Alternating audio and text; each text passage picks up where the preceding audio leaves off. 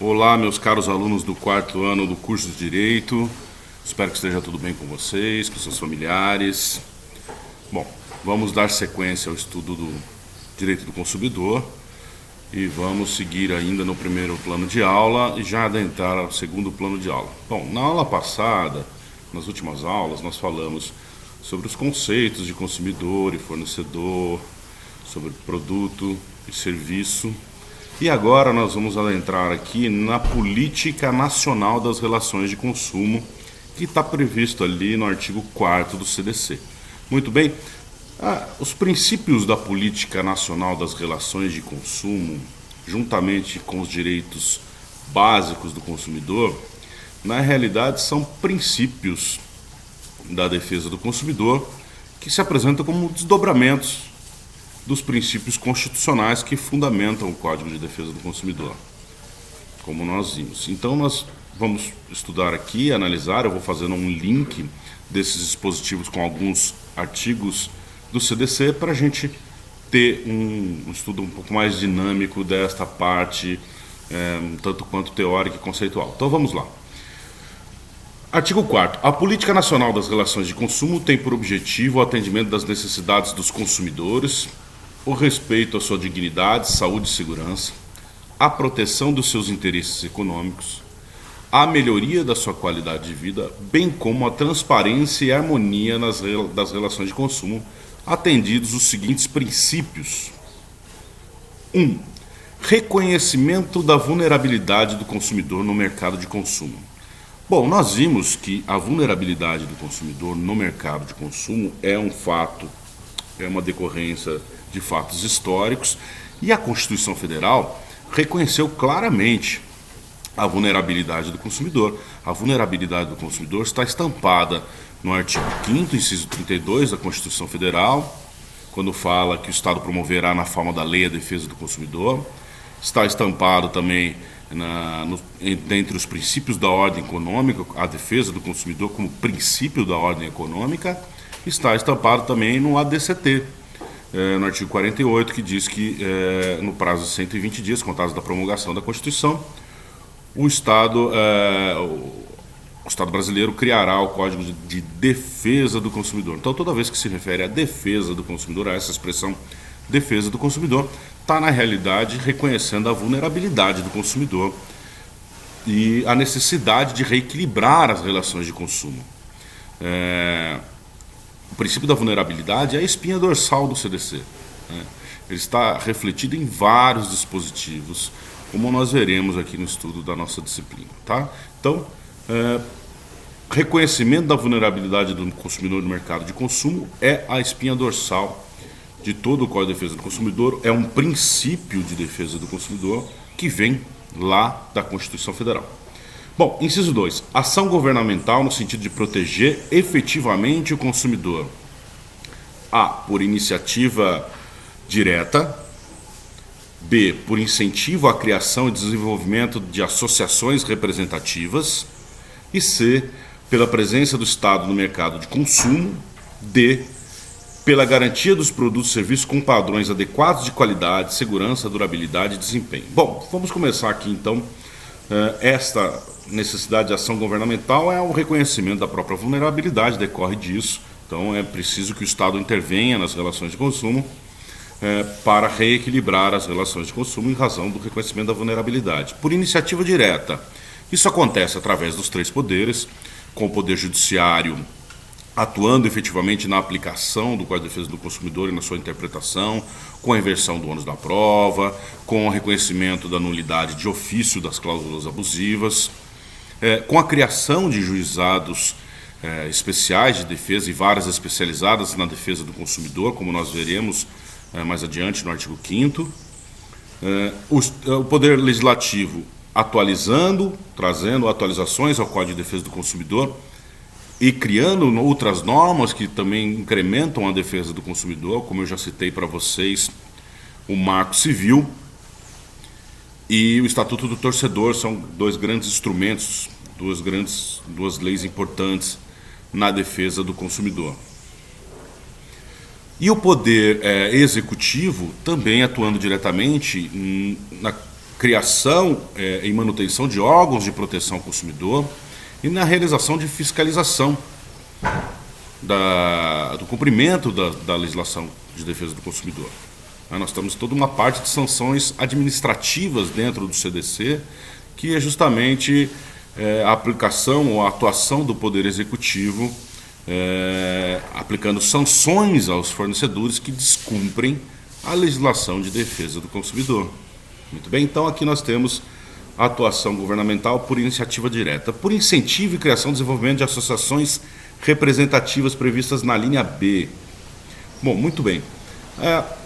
O CDC ele tem dois dispositivos interessantes referentemente às associações representativas, que são aquelas associações de defesa do consumidor privadas, né, que atuam de forma parecida com o PROCON, mas que são privadas, como o Brasilcom, o IDEC, a Associação das Donas de Casas de Minas Gerais, enfim, existe uma série de associações privadas que o consumidor se associa, e aí tem uma série de benefícios, como informações, a propositura de ações coletivas, e é justamente nesse sentido que prevê o CDC.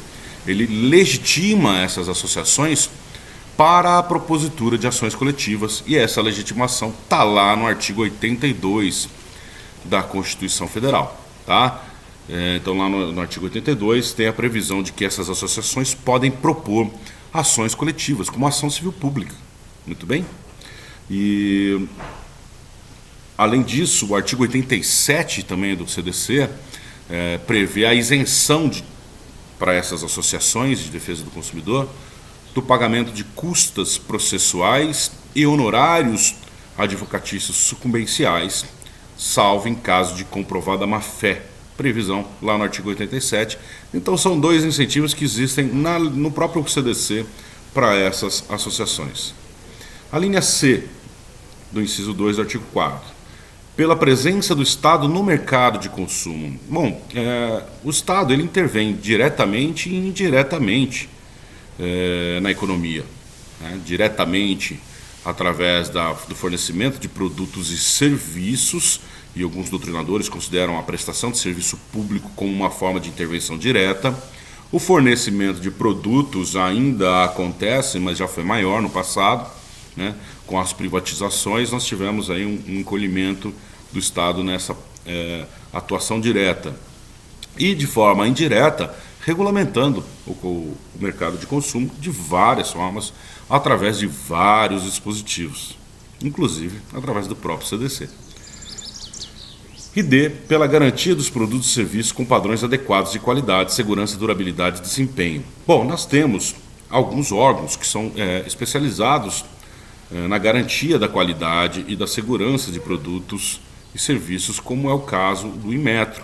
Mas existem outros órgãos de fiscalização, como as agências reguladoras, que são autarquias federais, e que atuam com o objetivo de de assegurar a qualidade de produtos e serviços. Então nós temos aí a ampla ação governamental a partir do reconhecimento da vulnerabilidade do consumidor.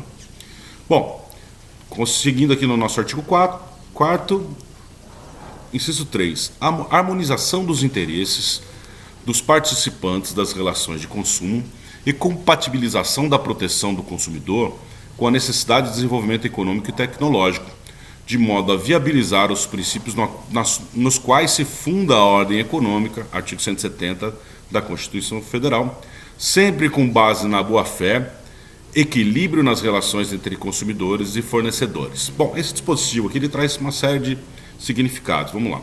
A harmonização. O CDC ele busca a harmonização das relações de consumo. Apesar dos lobbies, das contestações trazidas na época da sua aprovação pelos fornecedores, na realidade o CDC trouxe uma melhoria na qualidade de produtos e serviços que permitiu que a indústria brasileira fosse mais competitiva internacionalmente. Além disso, há um incentivo do Estado para a criação de serviços de atendimento ao consumidor, para a realização do recall, tudo isso com o objetivo de evitar os conflitos. vale lembrar também que no próprio CDC, no artigo 107, está previsto lá toda uma seção dedicada à Convenção Coletiva de Consumo. Então está previsto lá no artigo 107 da Convenção Coletiva de Consumo, que é a possibilidade de entidades de defesa do consumidor e representativas dos fornecedores formalizarem composições coletivas, acordos coletivos, para dirimir conflitos existentes dentro da sociedade de consumo. Muito bem? Muito bem, seguindo ainda no inciso 3, nós temos a proteção do consumidor, sem que há uma preocupação do legislador nesse sentido, de que a proteção do consumidor não trave o mercado de consumo. O próprio CDC tem um dispositivo interessante nesse sentido. Vamos dar uma olhadinha lá no artigo 12 do CDC, no seu parágrafo 2º. O artigo 12 trata da responsabilidade, está dentro do capítulo da seção que trata da responsabilidade pelo fato do produto e do serviço. Fato do produto nada mais é do que a responsabilidade pelo dano causado pelo produto ou serviço. Então diz lá, o parágrafo 2º do artigo 12, que está dentro dessa seção. O produto não é considerado defeituoso pelo fato de outro de melhor qualidade ter sido colocado no mercado. Bom, esse dispositivo é uma clara preocupação do legislador para que o mercado de consumo não fique engessado em razão dos mecanismos de proteção do CDC. Tá? Então ele vai bem nesse sentido aqui do desenvolvimento econômico e tecnológico. O CDC, nós já falamos que faz parte lá, a defesa do consumidor é princípio da ordem econômica. E aí, diz aqui no dispositivo final, na parte final do dispositivo, desse inciso 3, de modo a viabilizar os princípios nas quais se funda a ordem econômica, artigo 170 da Constituição Federal, sempre com base na boa-fé e equilíbrio nas relações entre consumidores e fornecedores. Bom, o equilíbrio é o objetivo principal do CDC. Agora, eu vou chamar a atenção para vocês aqui para a boa-fé. O princípio da boa-fé é um princípio de defesa do consumidor que deve ser muito bem observado pelos fornecedores, especialmente porque aqui no CDC a gente não fala da boa-fé subjetiva, que leva em consideração as intenções do fornecedor. Aqui no CDC nós estamos falando de boa-fé objetiva, que vai analisar a forma de condução, a forma de comportamento do fornecedor nas relações entabuladas com o consumidor. De modo que a boa-fé objetiva ela é uma fonte de deveres anexos dos contratos de consumo. Por exemplo, nós temos uma condenação de um determinado banco pela colocação de caixa preferencial no seu segundo andar, em que só é possível acessar através de escada. Então, a caixa preferencial é destinada a pessoas idosas, a gestantes, a pessoas com deficiência.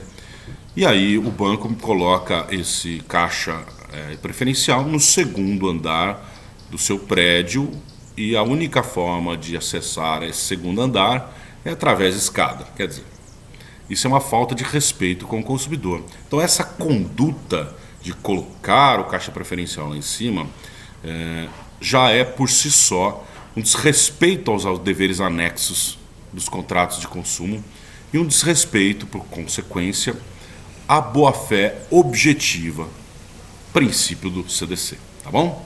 Então vamos lá. Inciso 4. Então é princípio da ordem da Política Nacional das Relações de Consumo. Educação e informação de fornecedores e consumidores quanto aos seus direitos e deveres com vistas à melhoria do mercado de consumo. Gente, obviamente, não se pode ter liberdade e, consequentemente, equilíbrio nas contratações de consumo sem a educação e a informação de consumidores e fornecedores. Tá? Eu vou dar um exemplo rapidamente, depois a gente vai estudar isso com mais calma. Mas o artigo 26 do Código de Defesa do Consumidor, do CDC, ele traz a garantia legal de produtos e serviços duráveis e não duráveis. Eu já falei para vocês sobre isso quando nós estudamos produtos e serviços duráveis e não duráveis. Então tem lá o prazo de 30 dias para produtos e serviços não duráveis e de 90 dias para produtos e serviços duráveis. Essa garantia legal é o prazo que o consumidor tem para reclamar perante o fornecedor. Muito bem? A garantia legal, chamada também, apelidada de garantia estendida, ela é complementar à legal, né? Então, digamos que se eu tenho lá um produto, se eu adquirir uma impressora que é um produto durável, eu comprei uma garantia estendida de 1 ano, eu tenho 1 ano e 90 dias para reclamar perante o fornecedor do produto, do vício deste produto, né? Então eu constatei o vício, eu tenho todo esse prazo para ir até o fornecedor reclamar. Isto não se confunde com a durabilidade, com a vida útil do produto. No entanto, os fornecedores, os funcionários das grandes lojas, eles nos orientam, quando nós vamos comprar um produto desse, para a aquisição da garantia estendida, para que a gente tenha uma maior garantia sobre a durabilidade do produto, quando na realidade não é isso que a lei diz. E o consumidor desinformado adquire isso para que ele tenha, além de 90 dias para reclamar, mais 1 ano para reclamar. Tá? Nós vamos falar disso com calma, mas isso é uma consequência direta da desinformação do consumidor e de muitos fornecedores. Outros tantos sabem muito bem disso e apenas agem em desrespeito à legislação de defesa do consumidor. Então, educação e informação é princípio fundamental para o equilíbrio, para a liberdade na contratação e, consequentemente, para o equilíbrio nas relações de consumo. Inciso 5. Incentivo à criação pelos fornecedores de meios eficientes de controle de qualidade e segurança de produtos e serviços, assim como de mecanismos alternativos de solução de conflitos de consumo. Essa aqui é uma disposição do CDC para que os fornecedores busquem criar esses mecanismos que eu já mencionei para vocês, serviços de atendimento ao consumidor, a realização do recall para troca de peças e produtos, enfim, é importante que os fornecedores tenham esses mecanismos de solução alternativa de conflitos de consumo. 6. Coibição e repressão eficiente de todos os abusos praticados no mercado de consumo, inclusive concorrência desleal e utilização indevida de inventos, criações industriais, das marcas e nomes comerciais e signos distintivos que possam causar prejuízos aos consumidores. Nós temos toda uma legislação de proteção e de regulação do mercado, né? De combate a cartel, a trust, enfim, a dumping, uma série de uma legislação farta nesse sentido. Temos o CAD, que faz a mediação, que é um órgão federal que faz a mediação e análise e julgamento administrativo de casos de concorrência. Temos toda uma legislação de coibição e de proteção de marcas e inventos industriais, sempre que também corroboram aí na defesa do consumidor. Inciso 7. Racionalização e melhoria dos serviços públicos.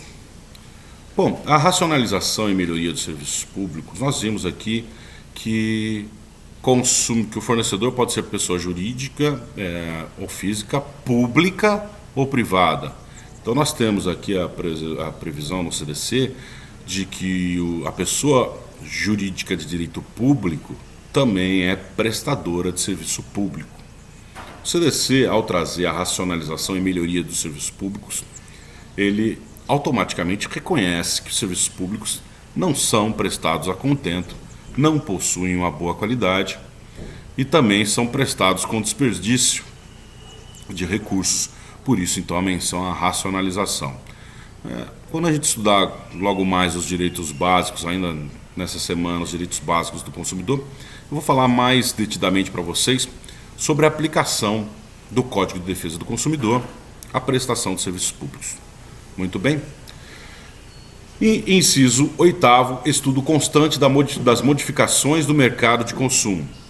É essencial que haja o estudo da modificação do mercado de consumo, das modificações que acontecem no mercado de consumo, para que a interpretação e o próprio texto da legislação de proteção ao consumidor se adaptem a essas novas realidades, para que se preserve a proteção do consumidor. Muito bem, aqui nós vimos então os princípios da política nacional das relações de consumo e em seguida nós vamos estudar os direitos básicos do consumidor. Nós paramos por aqui para não ficar muito longo o bloco. Até mais.